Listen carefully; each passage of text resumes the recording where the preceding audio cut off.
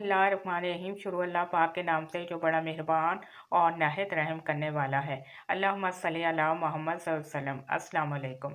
ख्वाब में बच्चा देखना और इसकी क्या ताबीर है।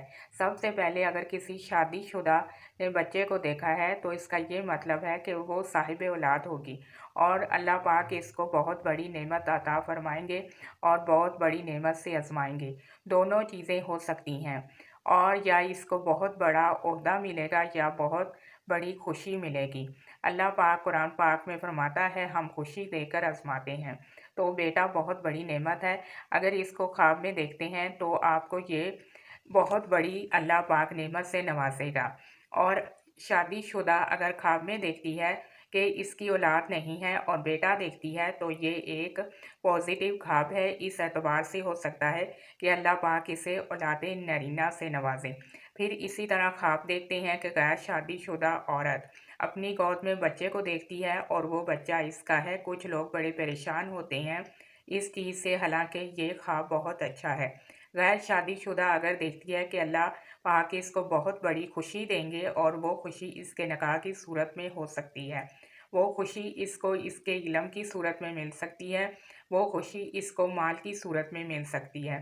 तो ये इस तरह वो इस ख्वाब से अच्छा है, पॉजिटिव है। बास लोग परेशान हो जाते हैं कि पता नहीं क्या मामलात हैं, मैंने बच्चा देखा है अपनी गोद में, पता नहीं किसका है, वगैरह वगैरह। अपने बच्चे को बीमार देखना मजूर है। अल्लाह ना करे कोई इस तरह की कंडीशन में हो। तो अगर कोई बंदा है तो इस बंदे को जिसने ये ख्वाब देखा है इसको इस्तग़फ़ार करना चाहिए और वो फितने फसाद में मुब्तला हो सकता है और वो किसी भी मामले में मुब्तला हो सकता है। इसको कसरत से इस्तग़फ़ार करना चाहिए। फिर इसी तरह अगर आपने ख्वाब में बेटी देखते हैं तो ये बहुत अच्छा ख्वाब है। अल्लाह की तरफ से कोई ख़ास रहमत और नेमत इसको मिलने की तरफ इशारा है। और अगर बेटी देखते हैं तो वो आपके यहाँ बेटी पैदा होगी तो अल्लाह पाक आपको बेटा बेटी अता करेंगे या बेटा अता करेंगे। हकीकत में जो शादीशुदा ये ख्वाब देखता है तो ये बच्चा देखना ख्वाब में किसी लिहाज से बुरा नहीं होता। ये याद रखें, बच्चा ख्वाब में देखना बहुत अच्छा है। ख्वाब ख्वाब में और जो कुछ हो रहा होता है और इसमें परेशानी वाली कोई बात नहीं होती। अल्लाह पाक आपके ज़रिए खैर का काम लेंगे, खैर बांटने आपकी ज़िम्मेदारी लगाएंगे, किसी एतबार से भी बुरा नहीं होता।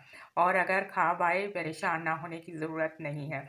और अगर बुरा ख्वाब आए तो उसके लिए आप सदका खैरात करें और अल्लाह पाक आपकी मुश्किलात को दूर करे और आपके लिए आसानियाँ करे और आपके रिज़्क़ के दरवाज़े वसी करे। आमीन।